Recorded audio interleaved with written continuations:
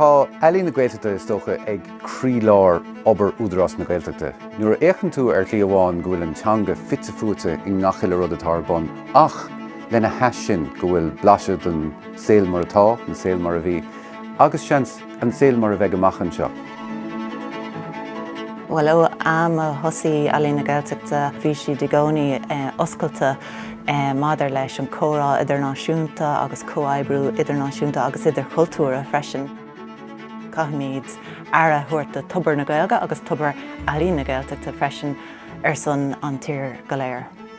Seo rud a Tharbh tácht dúin agus seo an slí I bríomid ó lá go lá is socha so bhín an Straitéis Ealaín as an gach bliain den Meáin ibre.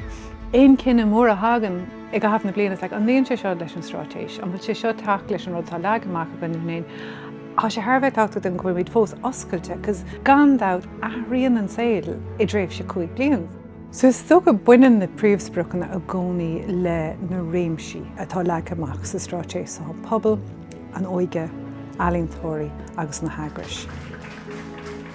Is dóilm go bhfuil cléachlú a tarlúint sa lá aniuhán ar an duiscint atá ag daoine ar chósaí Ealaíne, a bhaocha son chuid bha béidir de Catherine Martin atá ina Harra agus I freigrach as na healaíne trí chéile, ach go méidir gur fearr higann sisin na go leor daoine chuig rimpe an tácht atá leis na healaíne is saol na tíre, is saol an duine agus is saol an phobal, agus dá méidir an suscéil sin a chréibh scaoile.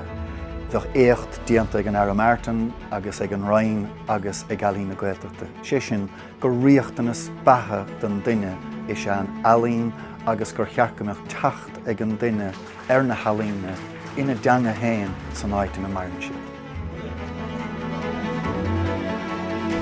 Tá an táhairt an den healaíontóirí agus na heagrais Ealaíon go bhfuil duine bell deis acu bhfuil sé dabhalt ar ghal agus guan ócáid na hall istethe nafaigí nuadreis le lóirtratha. Agus go bhfuil siad lóirt le daoine ina deanga héin, I tuigeann na cantar a bhfuil siad a féid nuan agus I tuigeann Ealaíontóirí. Bunas don bhuitir atá gobarlinn is Ealaíontóirí iad héin, agus tuigeann siad an rud a bhfuil siad a plé leis go héile agus chomh.